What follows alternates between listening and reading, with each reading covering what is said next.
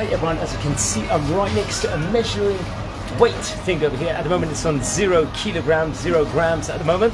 Here in a spice shop over here as we're getting ready to measure all different foods and so on and so forth, just in this spice shop over here. And friends, this is what we're talking today in today's page inside the Gemara.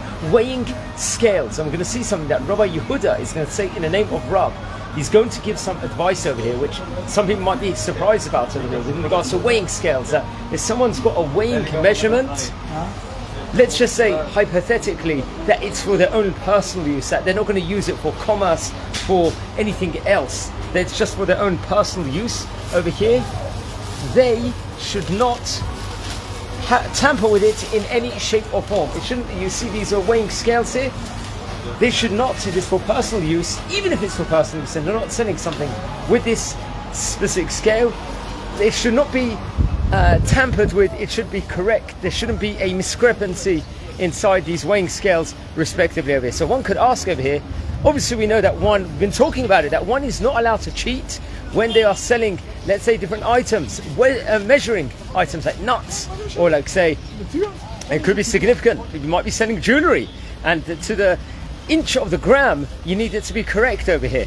Well, if it's nuts or if it's other products, it could be coffee you're buying in measurements, the scales have to be correct. That's the first thing that we know here. But say you've got it for your own fun over here in the house, you're doing the measuring scales, especially on Pesach.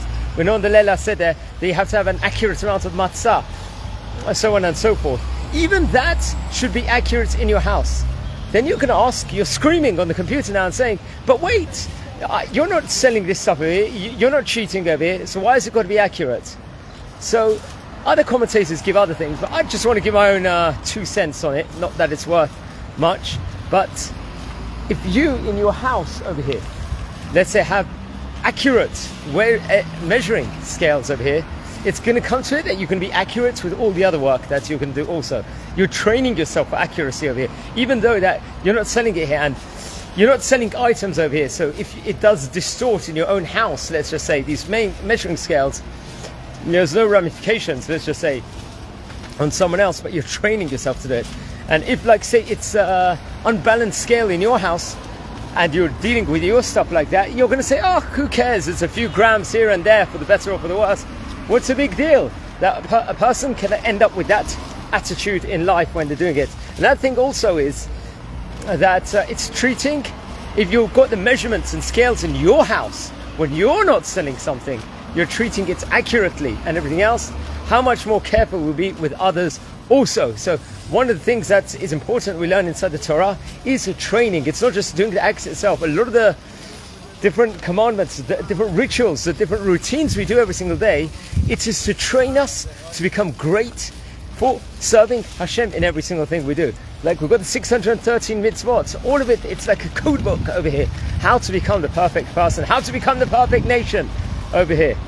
And that is one of the lessons we can learn within regards to scales. And we know, obviously it was a long time ago, in Parshat Kedoshim in Sefer Vayikra, it talked all about inside that parsha. It was one of the parshiot with one of the most mitzvot inside of it, inside the Torah, about how important it is not to cheat when it comes to scales over here inside the house. When you're measuring and you're weighting everything over here, it's got to be accurate to the nth degree over there, because the ramifications it can have, it could be stealing, and people could be done in mass volume also.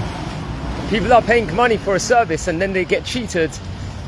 It's devastating. And I think it was a few weeks ago, it was on Thursday night, I was in a place where they do Shabbat catering food.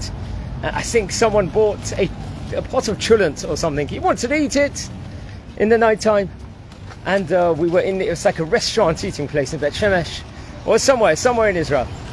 And the customer, he checked, he measured it. Is that the correct amount of cholent over there? And he realized it was a less amount than the amount he paid for it. So he went mad at the guy, the person working there. The guy was embarrassed, humiliated.